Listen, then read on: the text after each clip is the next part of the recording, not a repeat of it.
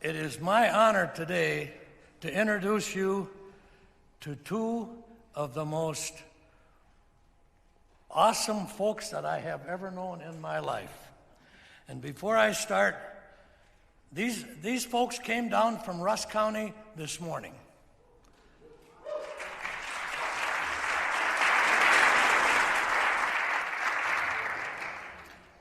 In the ice and the snow and whatever it took. And they were accompanied by two sons of AMVETS, Commander Dave Ross, and our treasurer for the Sons of AMVETS, Mark Hansen, Clarence's wife, Irene, of 75 years. Look at that. Standing ovation.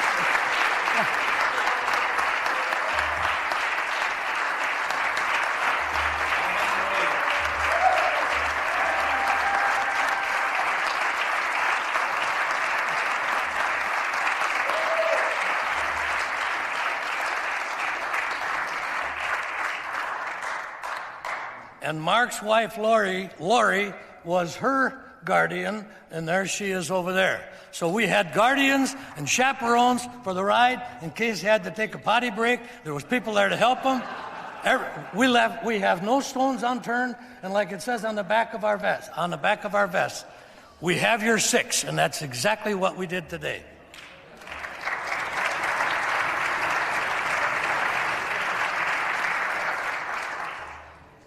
And it is my honor to introduce Clarence, Stine, and Elmer Wisherd, recipients of this year's Hometown Hero Award.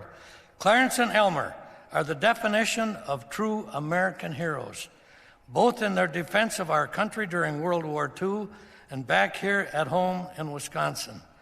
I've known them both personally for many years, and I can't think of anyone more deserving than them.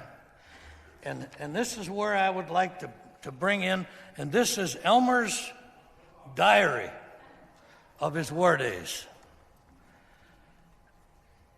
And it says, all at once, all hell broke loose, and tracers were all over the sky. I was never so scared in my life.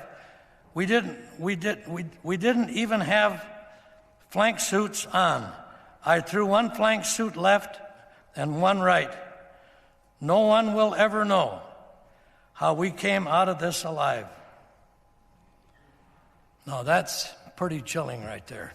But this is right out of his diary. Clarence and Elmer, both with 100 years under their belts, have served their communities for over 70 years. Elmer dedicated his 35 years to veterans of foreign wars, along with other organizations helping veterans. Following the war, he served as chairman for his church and was on the Tony School Board. Clarence was active for 75 years with Veterans of Foreign War Post 2490, holding every position in the organization. Following his military career, Clarence went to work for the Ladysmith School District and became active in his local church. Both have been on funeral details on just recently. They'd stand up and fire. I mean, just incredible.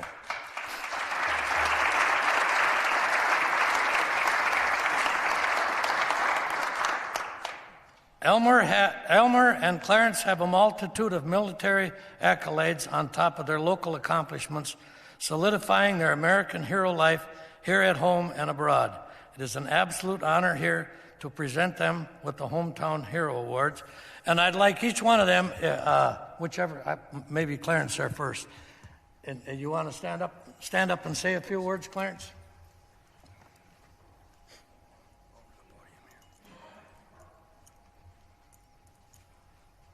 You got to stand close. There you go. Stand close. There you go. What would you like to say? All I want to say is I appreciate what you have been doing today. Thank you, thank you, thank you. Look at that. Standing ovation, Clarence. Look at these people. I appreciate what you do. Does he want to say some more?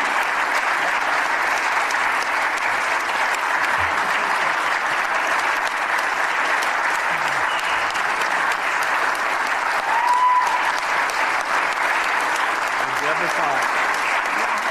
That's all for you, Clarence. That's all for you. That's all for you. Okay, and then we'll have Elmer next. Let's just slide back over here.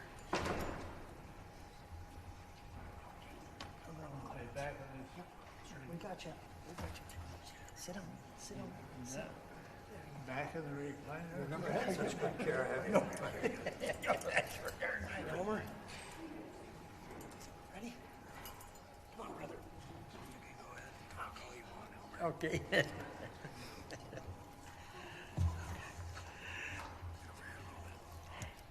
I got to admit that I've only got one hearing aid, so I haven't heard too much.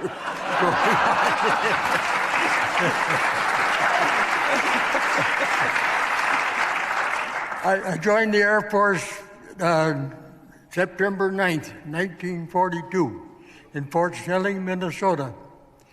I got out of the Air Force September 12th, 1945, in Santa Ana, California. I was lucky enough to join with the troop carrier squadron. I was with the 91st Squadron, the 439th Troop Carrier Group. We transported wounded, we transported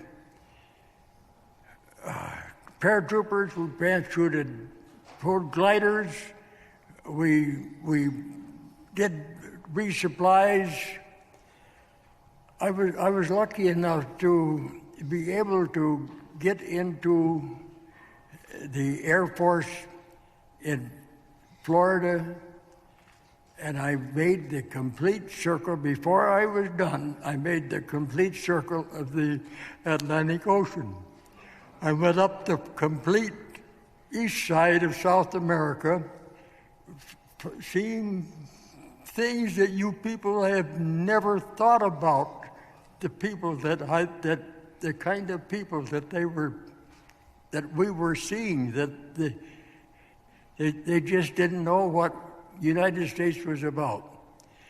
I crossed the equator twice, went down the east side of Africa, went into England, and there's where I joined the troop carrier.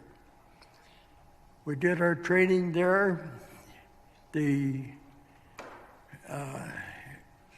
Going in before Normandy, we took off with the troop carriers at about 11 o'clock at night. By 1 o'clock, they were over the drop zone in France. They dropped their paratroopers. At 6 o'clock the next morning, I was over the English Channel with the glider on behind. And in the glider was a Jeep and about 4 or 5 infantrymen. And we had a complete 81 C-47s went through there. I was lucky enough to the good Lord's been good to me. Amen. I've had planes shot down in front, behind, alongside of me. I had one of my buddies, we generally flew in, when we were dropping paratroopers and gliders, we were flying at about 700, 800 feet. We're going up through Holland, and we were low enough, we were ready to drop our paratroopers, we were low enough that we could see the Germans running along the canals, shooting at us. And I got the only bullet hole that I got in my all the years, the that I flew, and my airplane never took off from the ground except for one time. I was what they called an aerial engineer. Most people call him crew chiefs. Crew chiefs don't have an airplane assigned to them. I had the airplane assigned to them. They said, that is your plane. You keep it flying. You keep it ready to go. And that was my job. I was a tech sergeant. I had a crew that I'm so proud of because I flew one airplane overseas, and when I got over there, it was a better airplane than what our commander had. He took my airplane, and they gave me another one. They said, now here's your plane. My new pilot and co-pilot came out. One was a first lieutenant, one was a second lieutenant. I showed him around my airplane, showed him what all it was all about. We walked inside the airplane. He turned to me and he said, Sergeant, when we're outside, you may salute and call me sir and anything that you're supposed to do. But in here, I'm Al, he's Joe, and you're Elmer. This is something that...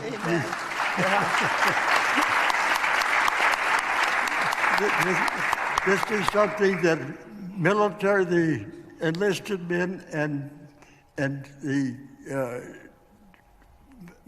other people just didn't do that. So I had one of the best crews. When we were going in on missions, we knew we were going to get shot at. This one in here was Bastogne. You probably have heard of the